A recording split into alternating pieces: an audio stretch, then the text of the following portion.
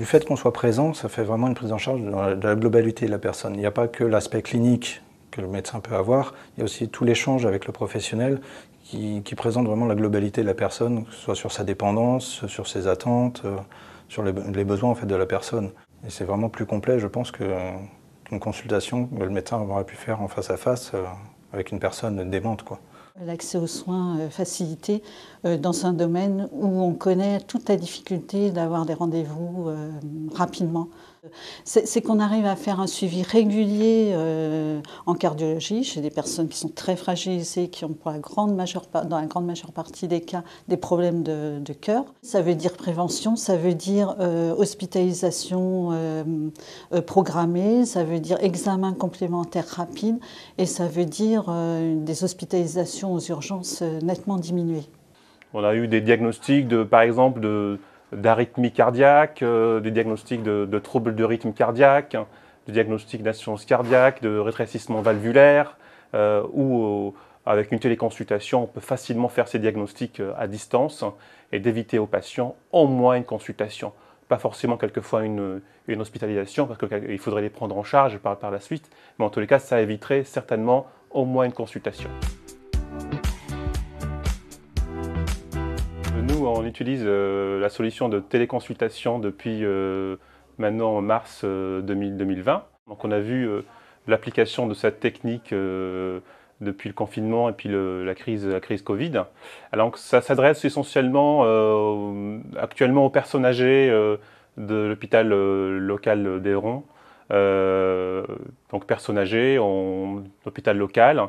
Donc c'est des personnes donc, qui présentent une pathologie cardiovasculaire souvent chronique.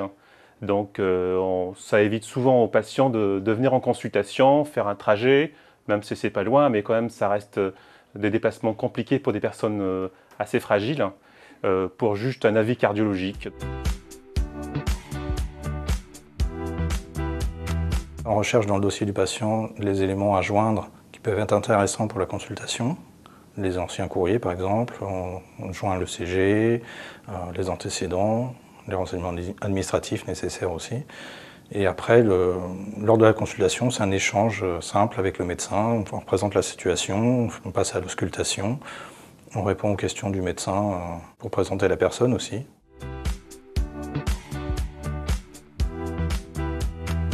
Les résidents sont très satisfaits de cette méthode parce qu'ils ne se déplacent pas.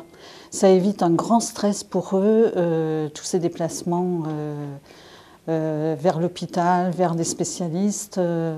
Et d'autant plus que nous avons quand même des résidents qui ont des troubles cognitifs et qui sont d'autant plus stressés par ce dépaysement et par ce manque de repères dans l'espace-temps.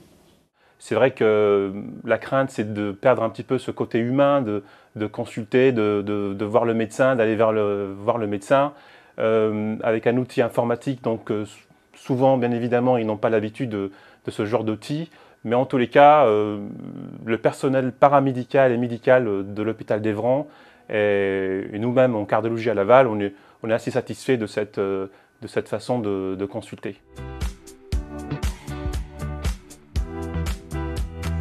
Une grande implication médicale, ça c'est sûr.